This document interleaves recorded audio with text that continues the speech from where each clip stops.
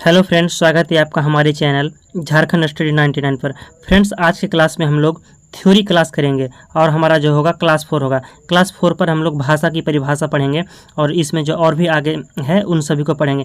तो फ्रेंड्स, बहुत सारे फ्रेंड्स कमेंट किए थे कि ऑब्जेक्टिव क्वेश्चन के साथ साथ थ्योरी कराइए, तो थ्योरी क्लास को आज हम लोग कवर करेंगे। लेकिन फ्रेंड्स, थ्योरी क्लास में क्या होता है ना कि थ्योरी जो है इस पुस्तक पर बहुत सारे विस्तार से दिया हुआ है, तो वीडियो काफ़ी लंबा हो सकता है और कई सारे वीडियो हो सकता है। तो आपका जो इम्पोर्टेंट ऑब्जेक्टिव क्वेश्चन है हो सकता है कि वह एग्जाम आते आते यह बुक को कवर नहीं किया जा सके। तो हमारा टारगेट है कि इस बुक में जितने सारे ऑब्जेक्टिव क्वेश्चन हैं सारे के सारे करा दे। लेकिन कुछ अगर आपने कमेंट किए हैं कि थ्योरी भी करवाइए, तो जो इम्पोर्टेंट फैक्ट है यानी जो कुछ महत्वपूर्ण टॉपिक है जिसका हम थ्योरी करेंगे आज के इस क्लास में। इसके बाद जो हमारा अगला क्लास होगा वह ऑब्जेक्टिव क्वेश्चन का होगा। तो चलिए शुरू करते हैं आज की इस क्लास को, जिसमें फ्रेंड्स हम लोग पहले देख लेते हैं भाषा की परिभाषा। भाषा की परिभाषा क्या है यह देख लेते हैं। तो भाषा शब्द संस्कृत की भाष धातु से बना है। भाष का अर्थ है करना या बोलना या व्यक्त करना। वाक वाणी, जब व्यक्ति वर्ण अक्षर शब्द वाक्य द्वारा अपने मनोभाव और विचारों को अभिव्यक्त करता है तो उसकी वाणी ही भाषा है। भाषा सामाजिक मनुष्यों के बीच भावों और विचारों के पारस्परिक आदान प्रदान का एक सार्थक माध्यम है। विशिष्ट विद्वानों एवं भाषा वैज्ञानिकों द्वारा प्रदत्त परिभाषाओं से भाषा का स्वरूप स्पष्ट हो जाता है। तो फ्रेंड्स, यहाँ पर इम्पोर्टेंट फैक्ट यह है कि जो अगर पूछेंगे एग्जाम पे कि भाषा शब्द संस्कृत की किस धातु से बना है, तो भाष धातु से बना है। आप याद रखना है कि भाषा भाष धातु से बना है, जिस और भाष का अर्थ होता है करना, बोलना, व्यक्त करना, वाक या वाणी। इस फैक्ट को याद रखना है। आगे फ्रेंड्स, परिभाषाएं निम्नवत है। तो जो साइंटिस्ट है क्रोचे, इसके अनुसार क्या परिभाषा दिया गया है देखिए। क्रोचे के अनुसार भाषा सीमित और व्यक्त ध्वनियों का नाम है जिन्हें हम अभिव्यक्ति के लिए संगठित करते हैं। अगला है वेंद्रे के अनुसार भाषा मनुष्यों के बीच संचार व्यवहार के माध्यम के रूप में एक प्रतीक व्यवस्था है। श्याम सुंदर दास, मनुष्य और मनुष्य के बीच वस्तुओं के विषय में अपनी इच्छा और मति का आदान प्रदान करने के लिए व्यक्त ध्वनि संकेतों का जो व्यवहार होता है उसे भाषा कहते हैं। बाबूराम सक्सेना का कथन है फ्रेंड्स, ये सभी भाषा विद्वान है और सब ने अलग अलग मत दिए हैं। तो बाबूराम सक्सेना ने क्या कहे हैं कि जिन ध्वनि चिन्हों द्वारा मनुष्य परस्पर विचार विनिमय करता है उसको समष्टि रूप से भाषा कहते हैं। फ्रेंड्स, यहाँ पर एग्जाम पर पूछ सकते हैं कि बाबूराम सक्सेना का भाषा संबंध क्या कथन है, तो आपको यह याद रखना है कि जिन ध्वनि चिन्हों द्वारा मनुष्य परस्पर विचार विनिमय करता है उसको समष्टि रूप से भाषा कहते हैं। यह कथन किसका है, तो बाबूराम सक्सेना का है। आगे है मंगलदेव शास्त्री, भाषा मनुष्यों की उस चेष्टा या व्यापार को कहते हैं जिससे मनुष्य अपने उच्चारण उपयोगी शरीर अवयवों से उच्चारित किए गए वर्णात्मक या व्यक्त शब्दों द्वारा अपने विचारों को प्रकट करते हैं। आचार्य देवेंद्रनाथ शर्मा ने क्या कहा है कि उच्चारित ध्वनि संकेतों की सहायता से भाव या विचार की पूर्ण अथवा जिसकी सहायता से मनुष्य परस्पर विचार विनिमय या सहयोग करते हैं उस यादृच्छिक रूढ़ ध्वनि संकेत प्रणाली को भाषा कहते हैं। डॉक्टर भोलानाथ तिवारी भाषा का कथन दिए हैं कि भाषा उच्चारण अवयवों से उच्चारित प्रायः यादृच्छिक ध्वनि प्रतीकों की वह व्यवस्था है जिसके द्वारा भाषा समाज के लोग आपस में विचारों का आदान प्रदान करते हैं। कामता प्रसाद गुरु ने भाषा की परिभाषा दी है कि भाषा वह साधन है जिसके द्वारा मनुष्य अपने विचार दूसरों पर भली भांति प्रकट कर सकता है और दूसरों के विचार आप स्पष्टतया समझ सकता है। सीताराम चतुर्वेदी ने क्या कहे भाषा की परिभाषा में, तो भाषा के आविर्भाव से सारा मानव संसार गूंगों की वीरान बस्ती से बच गया है। भाषा के आविर्भाव से सारा मानव संसार गूंगों की वीरान बस्ती से बनने से बच गया। सुमित्रानंदन पंत जो कवि हैं वह क्या कहें भाषा की परिभाषा में, तो भाषा संसार का नादमय चित्र है, ध्वनिमय स्वरूप है, यह विश्व की हृदय तंत्री की झंकार है जिनके स्वर में अनुभूति अभिव्यक्ति पाती है। तो रामचंद्र शर्मा ने कहा है कि मुख से उच्चारित होने वाले शब्दों और वाक्यों आदि का समूह जिसके द्वारा मन की बातें बताई जाती है भाषा कहलाती है।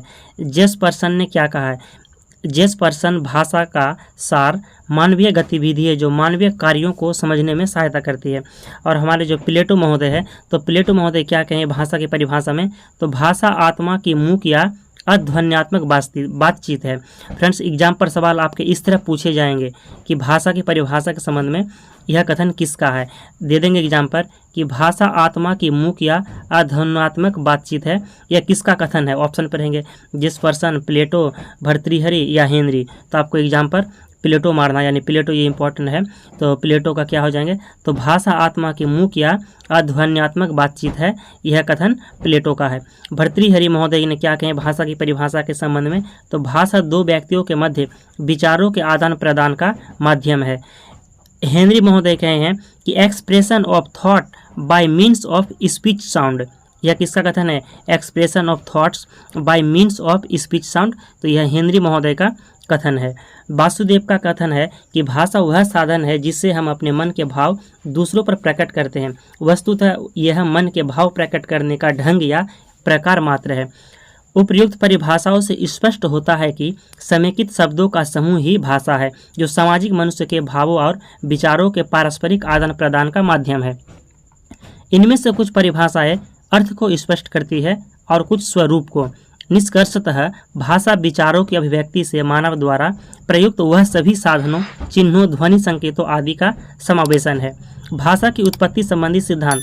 तो फ्रेंड्स, भाषा की जो उत्पत्ति हुई है तो इनमें से बहुत सारे जो सिद्धांत हैं तो क्या है देखते हैं कि विद्वानों और भाषा विज्ञानियों ने भाषा की उत्पत्ति से संबंधित निम्नांकित मुख्य सिद्धांत प्रस्तुत किए हैं।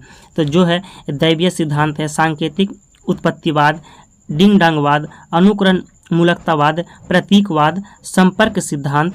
इसके आगे है फ्रेंड्स कि समन्वय सिद्धांत, योहोवाद, टाटावाद और मनोभाव अभिव्यंजकतावाद। तो भाषा का स्वरूप क्या है? तो भाषा का स्वरूप है कि सामान्य लोक जीवन में भाषा सभ्य, असभ्य, स्थानीय, क्षेत्रीय, प्रांतीय, राष्ट्रीय, अंतर्राष्ट्रीय, जातिगत, समाजगत, स्वाभाविक, कृत्रिम आदि में प्रयुक्त व्यापक स्वरूपों में ग्रहण की जाती है। आगे क्या कह रहा है फ्रेंड्स कि भाषा विज्ञान में इसका प्रयोग सीमित और संकुचित स्वरूपों में किया जाता है। व्यापक अर्थ में भाषा का प्रयोग मनुष्यों की भाषा, उनके संकेत, पशु पक्षियों की बोलियां तक किया जाता है। विज्ञान के क्षेत्र में इसके संकुचित स्वरूप का ही प्रयोग होता है। भाषा मनुष्य की प्रकृति प्रदत्त एक अद्भुत शक्ति है। मानव की मानसिक शक्ति के विकास का आधार है। प्रकृति प्रदत्त विशिष्ट वाक्य यंत्र द्वारा संबोधित होकर भाषा ने ही मनुष्य को दुनिया की श्रेष्ठतम सृष्टि को स्वरूप प्रदान किया है। भाषा मनुष्य की धारणा शक्ति है।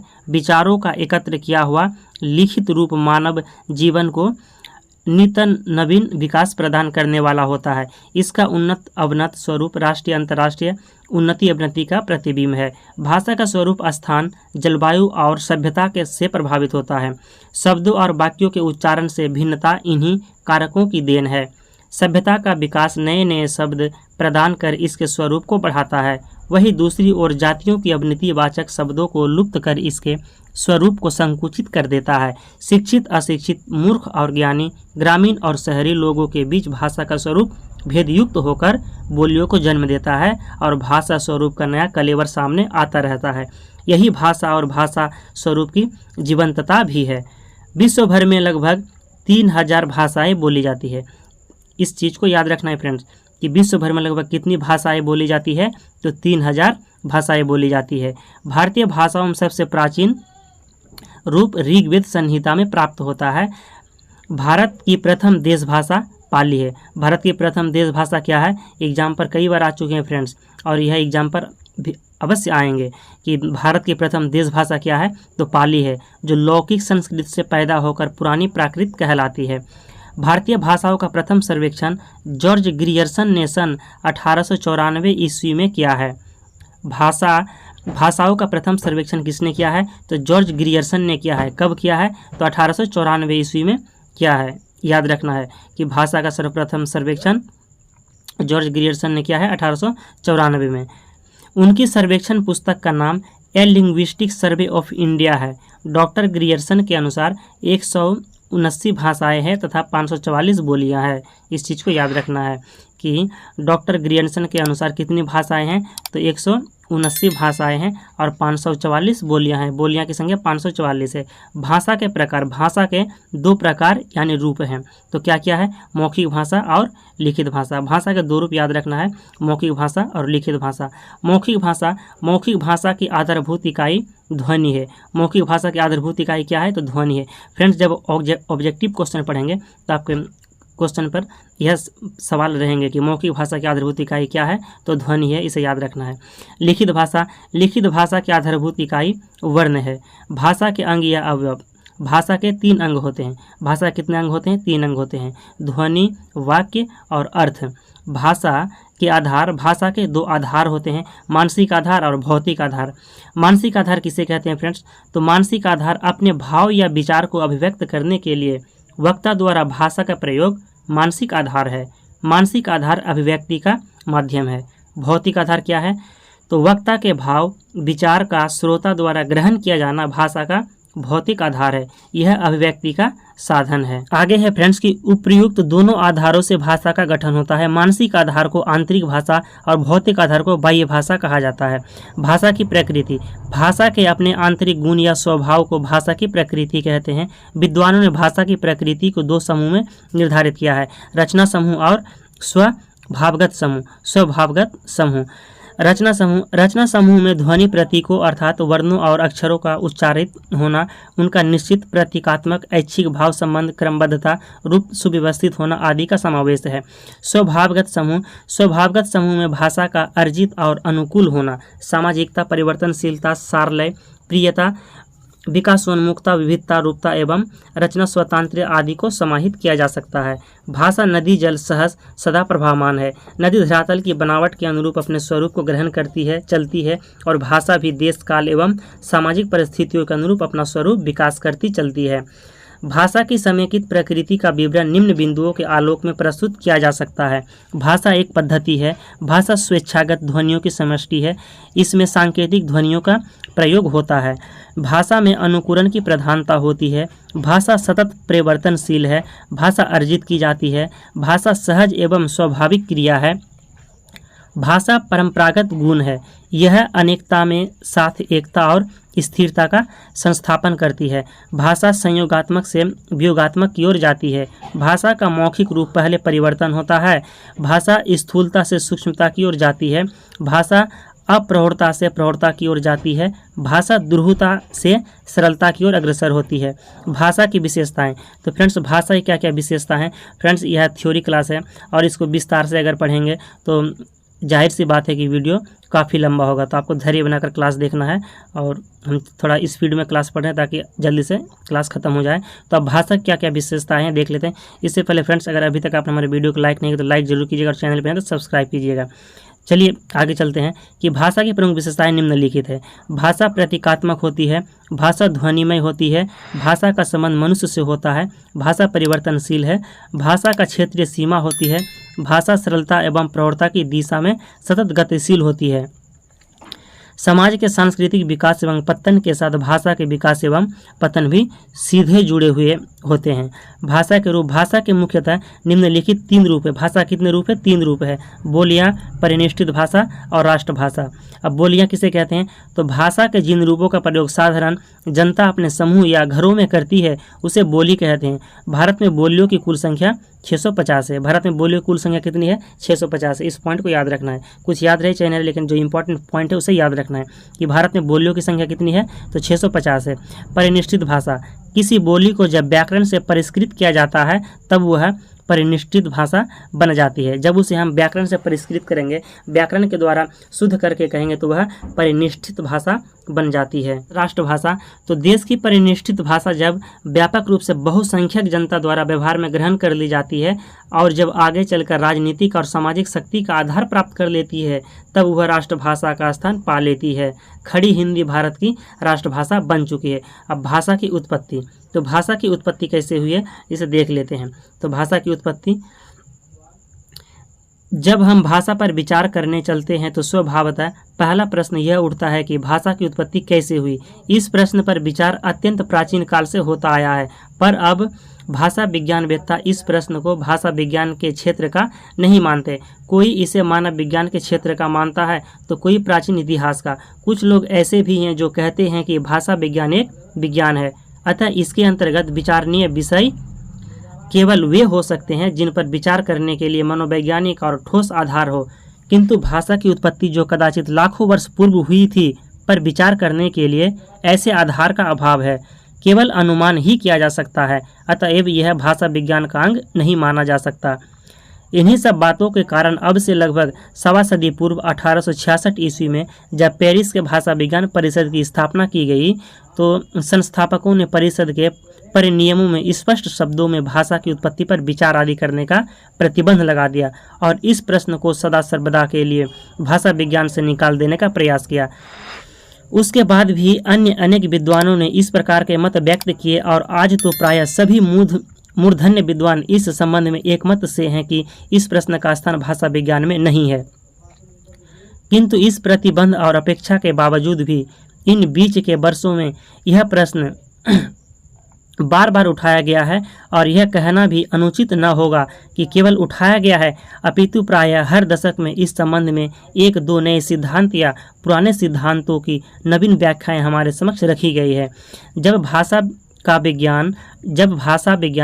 विज्ञान है तो निश्चय ही भाषा का पूरा इतिहास और उसका हर रूप भाषा विज्ञान के अध्ययन का विषय है। ऐसी स्थिति में भाषा की उत्पत्ति और उसके प्रारंभिक रूप के अध्ययन को निश्चय ही इससे अलग नहीं किया जा सकता और यह तर्क की विचार करने के लिए सामग्री का अभाव है, अतः उसे विषय से अलग माना जाएगा।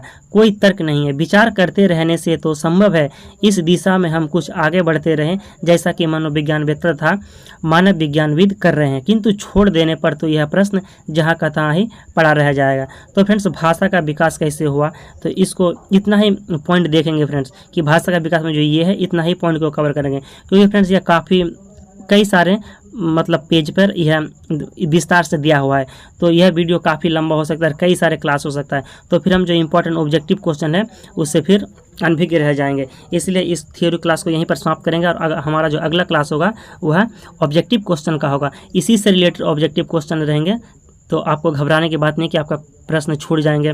भाषा का विकास, भाषा में परिवर्तन होना ही उसका विकास है। भाषा में विकास या परिवर्तन पांचों ही रूपों ध्वनि, शब्द, रूप, अर्थ और वाक्य में होता है। तो आपको भाषा का 5 रूप याद रखना है फ्रेंड्स कि ध्वनि, शब्द, रूप, अर्थ और वाक्य में होता है।